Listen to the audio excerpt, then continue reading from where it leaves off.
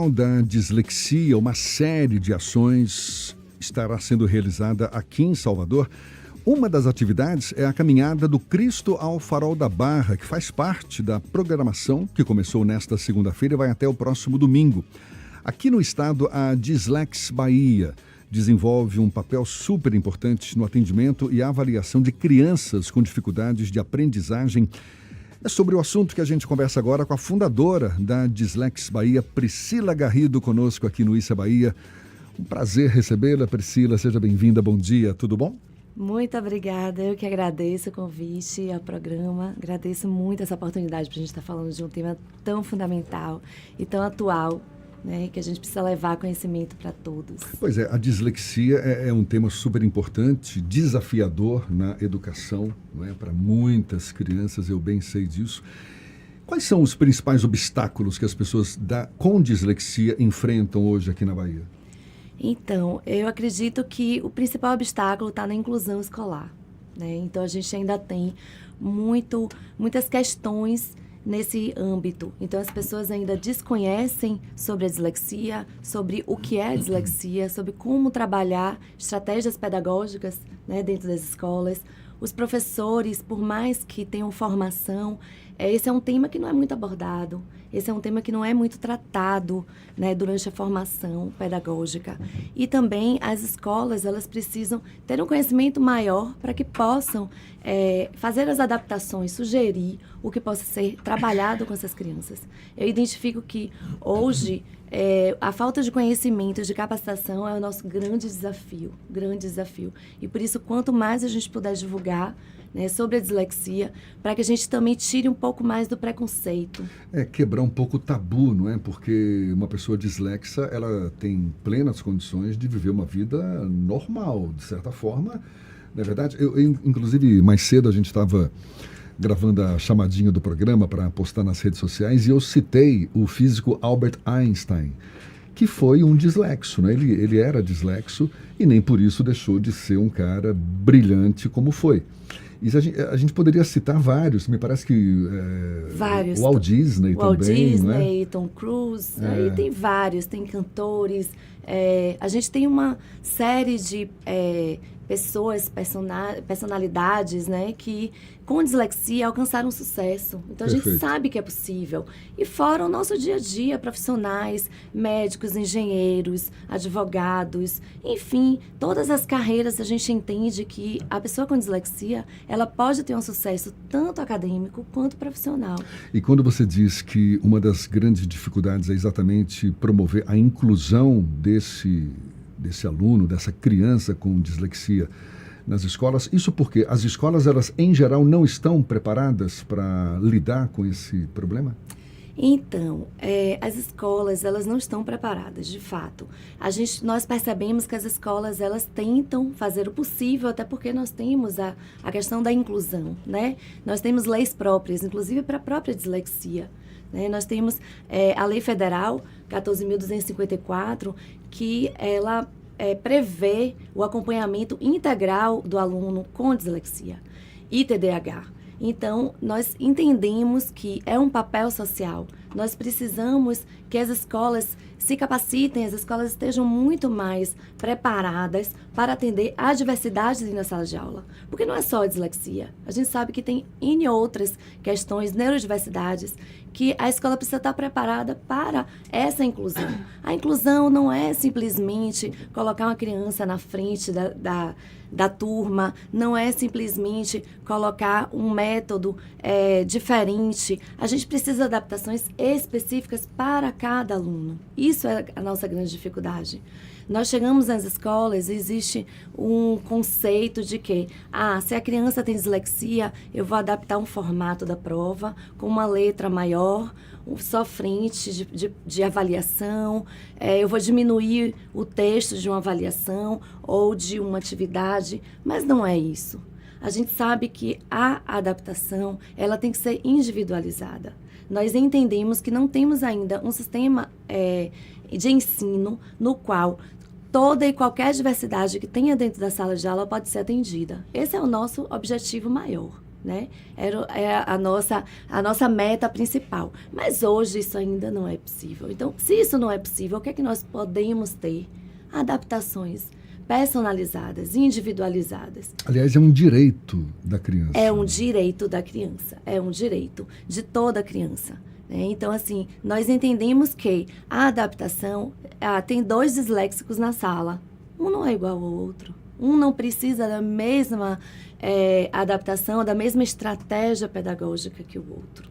Né? Nós percebemos que muitas vezes a gente trabalha com a questão visual para um indivíduo, um aluno, e com o outro a gente já precisa trabalhar com a questão de conteúdo. Nós temos algumas características muito fortes na dislexia, não só a leitura e a escrita, como é muito vista. Então, a leitura e a escrita é o principal ponto que gera a interpretação textual. Então, o aluno ele acaba tendo um mau desempenho, não só pela leitura e pela escrita, mas principalmente pela interpretação textual. Eu quero passar a palavra para a Laís, que ela também quer fazer uma pergunta para você, mas antes disso, deixa eu te perguntar, como é que os pais podem saber que, de fato, o seu filho é um dislexo? Qual suporte profissional que ele deve buscar para chegar a esse diagnóstico? Então, existem algumas características que podem ser identificadas desde o ensino infantil, tá? Então, antes mesmo da alfabetização, questões de memorização, né? A utilização de rimas. Então, aquela criança que ela não se adapta, não chama atenção para canções, ela não memoriza aquela canção da escola, ela tem dificuldade em replicar aquela canção, ela não tem interesse por livros, né? Então, a forma impressa, ela não tem interesse, ela gosta de ouvir a história, mas ela não tem interesse pela leitura, então já são sinais para os pais estarem atentos. Aí vem a alfabetização, ensino fundamental. Então, no ensino fundamental já abrange mais, a gente já tem outras características. Então, os pais podem estar atentos e, neste momento, procurar uma ajuda profissional. Então, nós indicamos que nós orientamos que a família busque o laudo, busque uma avaliação diagnóstica. Porque com a avaliação, você vai ter um rumo, um objetivo. O que aquela criança vai precisar desenvolver? Essa avaliação vai trazer isso. Esse profissional seria o quê? Um neurologista, um psicopedagogo? Então, o neuropediatra, sim, ele pode trabalhar, se ele tiver, né? Ele é um médico, ele pode dar esse laudo, com certeza. E nós trabalhamos a orientação dada pela Associação Brasileira de Dislexia, que é uma equipe multidisciplinar. Né? Essa equipe multidisciplinar, ela deve ser composta por fonoaudiólogo, psicopedagogo e neuropsicólogo. Legal. Priscila, Laís quer fazer uma pergunta para você também. Priscila, dando uma olhada no site da associação, que é dislexbahia.com.br, eu vi que lá tem um vídeo onde você conta o seu relato, né, de mãe que tem 2 filhos, um filho mais velho, o outro mais novo, e que você identificou no seu filho mais novo uma dificuldade de memorizar as cores. Não é isso? Isso. E eu queria que você falasse um pouco, porque é interessante. Eu não sou mãe ainda, mas muitos pais que têm 2 filhos, um mais velho, você acaba caindo nessa de comparar. Sim. Né? E você fala da importância de, por mais que você já tivesse um entendimento, né, uma experiência com seu filho mais velho, você evitou a comparação e começou a observar, não é, com mais detalhes, o seu outro filho. Isso. É muito comum, principalmente quando é com o segundo filho, né? Que a gente faça essas comparações. Bom, o primeiro filho começou a identificar letras mais cedo. E por que o segundo filho não? As cores, a mesma coisa. Então, eu comecei a perceber por uma característica que é a memorização. A memorização é uma característica da dislexia. A nomeação. Então, quando ele era muito pequeno, 4 para 5 anos, eu comecei a perceber essa questão das cores, com o meu relato lá no nosso site. Então, a partir daí, as pessoas me diziam, não, cada criança tem seu tempo. Isso é verdade. Cada criança tem seu tempo, porém tem um limite. Então, nós temos que estar muito atentos a este limite. Então, a criança que está na alfabetização e durante aquele período que você tem de 1º ano, 2º ano, chegou ao 3º ano, ela ainda não conseguiu se adaptar, não conseguiu entender A questão da leitura e da escrita, a gente precisa estar atento. Por quê? Porque cada um tem seu tempo, mas tudo dentro de um limite. Então, essas características observadas pelos pais, pelos responsáveis, tornam a criança uma criança que nós chamamos de risco. O que é a criança de risco? Não é que ela vai desenvolver a dislexia. Ela já tem, ela pode ter, mas ela só vai ser aparente após a alfabetização.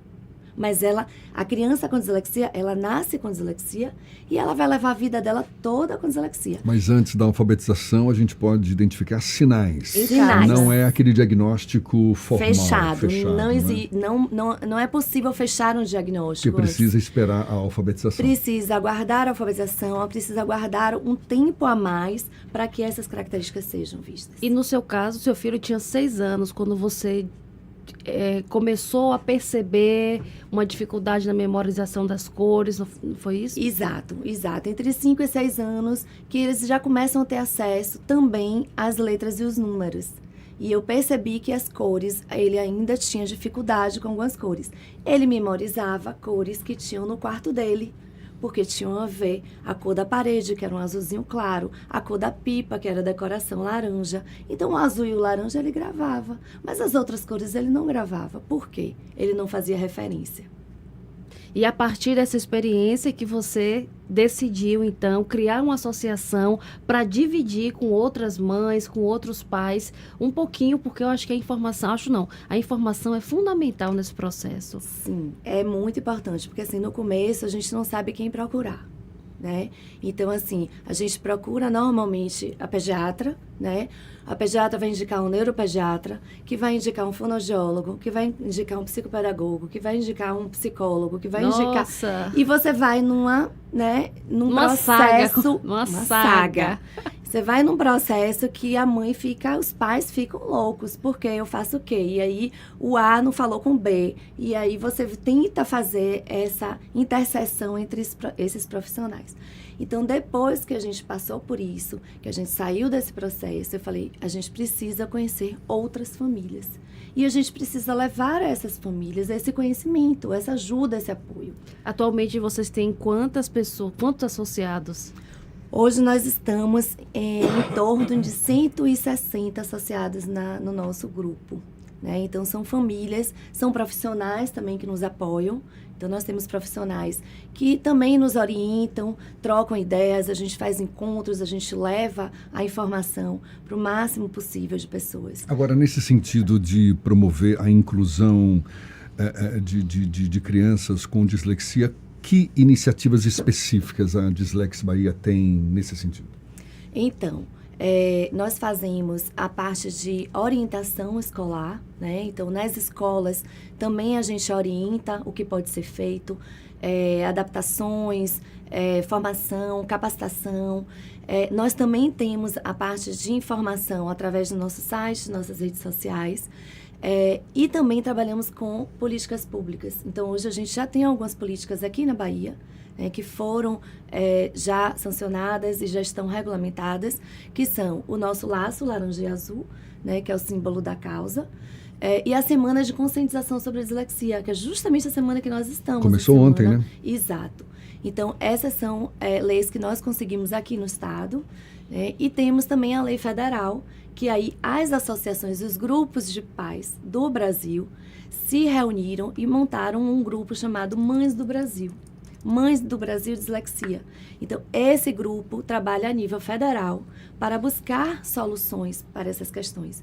E foi através também de outras, né? O Instituto ABCD, a Associação Brasileira de Dislexia, a ANDE do Rio de Janeiro, enfim, uma série de institutos e grupos. Nós conseguimos nos reunir e correr atrás de uma lei que passou 13 anos tramitando. Por conta da Semana Nacional da Dislexia, que começou ontem, eu falei mais cedo, vai ter uma caminhada, não é isso? Do Cristo ao Farol da Barra, é sábado. domingo. Aliás, domingo. Domingo, dia 8, às 9 horas, a concentração vai ser no Farol da Barra. E a gente vai estar lá, vamos fazer uma caminhada, vamos distribuir panfletos informativos, vamos trazer a comunidade para conhecer o que é dislexia, vamos fazer brincadeira com essas crianças, vamos fazer com que a dislexia venha à tona, seja visível. Muitas pessoas não sabem. Outras ações que nós estamos buscando, e já conseguimos algumas, são ações de visibilidade na cidade. Então, letreiros luminosos, outdoor, são campanhas que a gente está fazendo ao longo desse ano.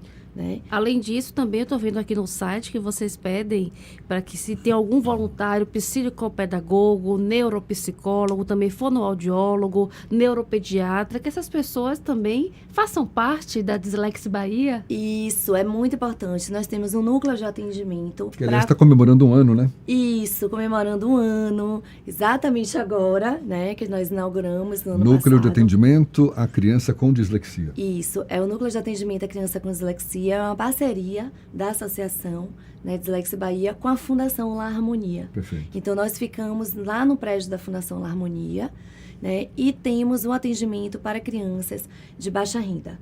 Então, são crianças que atendem ao critério de 7 a 16 anos e com renda familiar de até 3 salários mínimos. Então, isso torna... todo o processo é gratuito.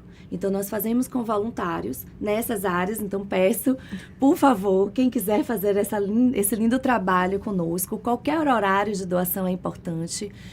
Psicopedagogo, neuropsicólogo, fonoaudiólogo, que queiram vir para esse trabalho e nos ajudar. Então, nós atendemos crianças nessa faixa etária e levamos tanto a intervenção quanto o diagnóstico.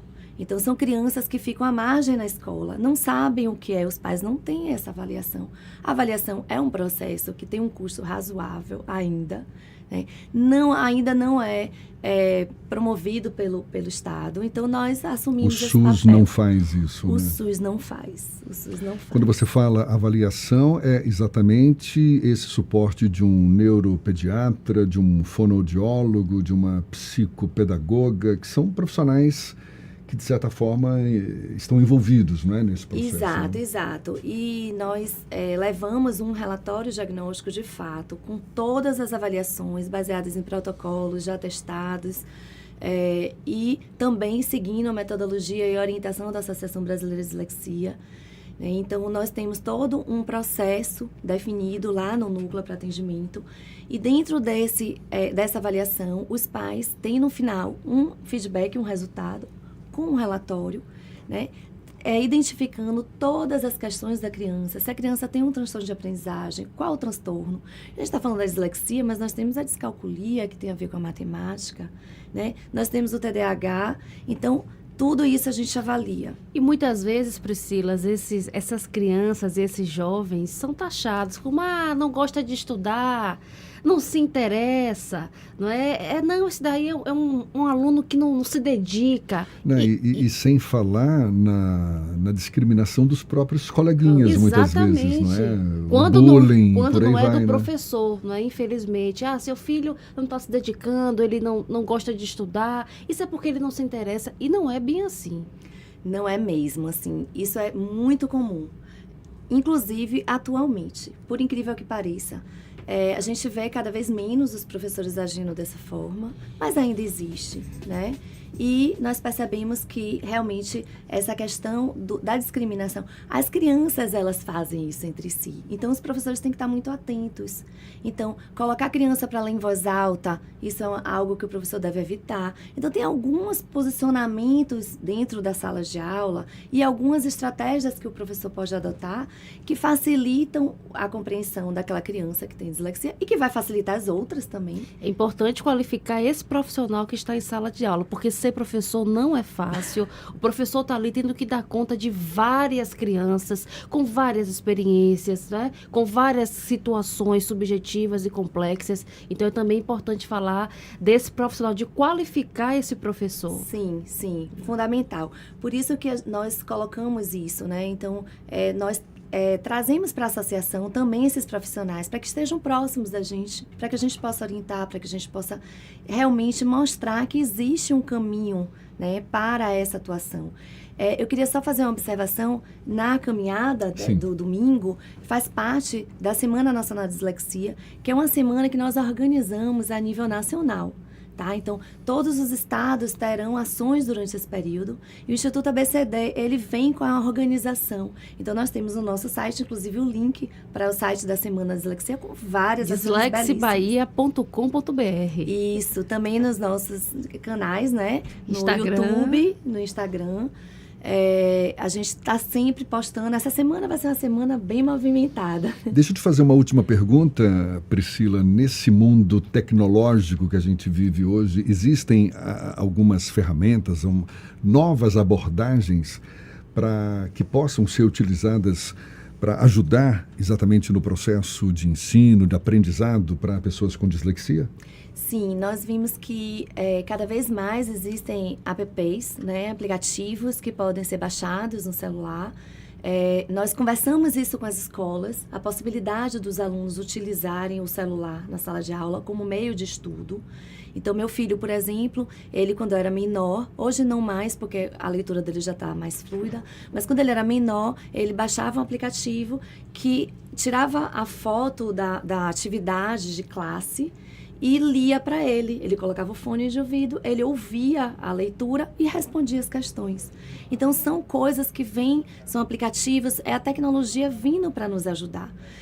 Nós temos também um aplicativo muito interessante que é gratuito, chamado EduEdu, que é um aplicativo de alfabetização. Então, as escolas podem utilizar, é um aplicativo que traz um olhar diferente para a alfabetização e facilita muito a leitura e a escrita das crianças com dislexia. Você me fez lembrar uma frase que eu li esses dias do Albert Einstein, que ele dizia que quando eu leio, somente consigo ouvir o que estou lendo e não consigo lembrar da imagem visual da palavra escrita. Bem característico de uma pessoa dislexa, né? Bem característica. Assim, a gente vê que tem estratégias, né? Então, Tom Cruise, por exemplo, já usa a estratégia de ouvir o texto que ele vai precisar memorizar. A partir daí ele lê, claro, mas pausadamente. A partir daí ele começa a ouvir o que ele leu do texto e ele memoriza pela audição. Então, são canais que a gente precisa trabalhar, né? O visual, trabalhar o visual dentro da sala de aula, para que a criança consiga captar melhor aquele conteúdo, é fundamental. Priscila, olha, parabéns pela causa, pelo seu trabalho à frente da Dislex Bahia. Priscila Garrido, fundadora da Dislex Bahia. Muito obrigado pela sua disponibilidade, pela atenção dada aos nossos ouvintes. Eu que agradeço. Eu queria só agradecer aqui a algumas empresas que nos estão nos ajudando, os patrocinadores, a Ideia 3, a Play Media e G3 Brasil Outdoor, Infinita Estratégia, o Grupo LM, a Clínica Equilíbrio e a Escrita. E tem mais é que citar mesmo, né? Porque é uma causa super nobre, então quem apoia merece holofotes. Sim, convido todos para domingo, 9 horas no Farol da Barra. Espero vocês. Vai sair do Farol ou vai sair do Cristo? Vai sair do Farol. A gente achou melhor a concentração ficar no Farol, para que a gente possa fazer um trabalho primeiro no Farol, com as pessoas que cheguem, que estejam lá, para conhecer um pouco mais. Aí, um domingo diferente, às 9 horas, no Farol da Barra, para essa caminhada da Dislex Bahia até o Cristo, não é isso? Ali em Ondina? Isso. Ondina ou é Barra? Não, ali é Barra ainda, né? É Barra. É Barra, nada de Ondina. Ondina era mais lá para frente. Priscila, muito obrigado mais uma vez, um abraço e até uma próxima. Agradecemos. Tá bom? Agora, 7h54 na Tarde FM.